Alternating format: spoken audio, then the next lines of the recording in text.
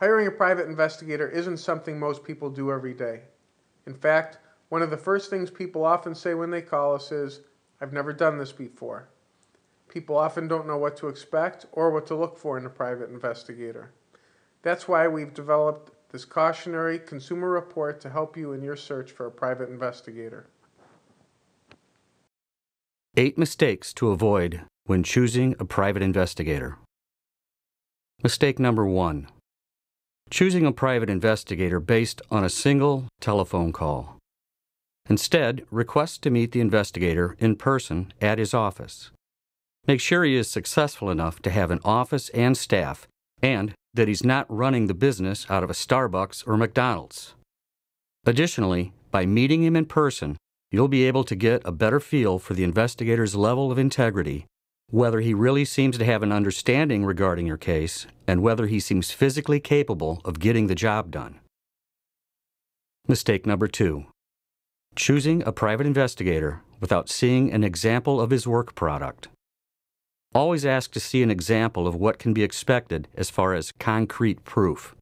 The quality of a written report and photographs, in addition to video, are going to be the end product, the evidence proving or disproving your suspicions that could end up in court, or that you might just want to lock away for a day in the future. If this is an important issue to you, you're not going to want mediocre work product. Mistake number 3. Choosing a private investigator based on low price. In most cases, low price means the investigator doesn't have the reputation for getting results, which enables him to demand the higher rates. Being a budget PI is the only way some investigators know how to get business for themselves. There is usually a hidden price that goes with cheap.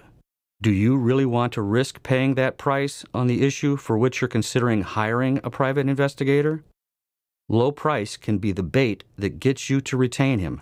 But once the investigator gets on the case, will he have the experience or know-how to get results?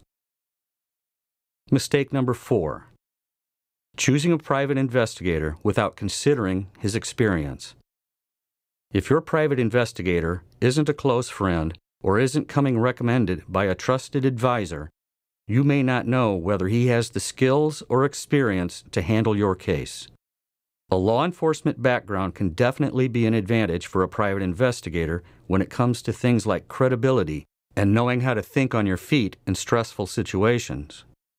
On the other hand, being a former federal agent who spent most of one's career conducting white-collar investigations that dragged on for years doesn't necessarily mean one knows how to get to the bottom of a cheating spouse or child custody investigation.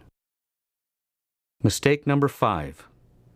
Choosing a private investigator who doesn't offer a money-back guarantee. In my view, every private investigation company should be fully accountable for its work. And if you aren't pleased with the job in every way, you shouldn't have to pay for it. Period. Not many investigators offer a guarantee, or, if they do, the guarantee may be limited. Ask the investigator if he offers a money-back guarantee. Mistake number 6. Choosing a private investigator without getting comments from his other clients. Any private investigator can say anything about his past jobs, and sadly, some of what he says may not be true. Make sure you ask for references or read comments from past clients so you can depend on the investigator and his work. Mistake number 7. Choosing a private investigator who isn't licensed by the state's Department of Homeland Security. If you want to be sure you're hiring a competent professional, make sure he is licensed by the state. The investigator must earn that certification through study, extensive background investigations, experience, and successful completion of formal written examinations. Mistake number 8. Choosing a private investigator who doesn't use state-of-the-art, real-time GPS trackers. You might expect this from me, since we are the most experienced and have the most and best GPS trackers of any PI business in the state. GPS trackers aren't useful in all investigations, but there are several scenarios where they can be invaluable. GPS trackers, when used by authorized persons in a legal manner, can often quickly and safely bring a case to closure. GPS trackers don't tell the whole truth about exactly who is or isn't doing what with who, but compared to not having them, real-time GPS trackers can reduce man-hours and reduce the risks of the investigation being compromised. All the way around, you get much better value. No two ways about it. Well, that should eliminate 99% of the other private investigators.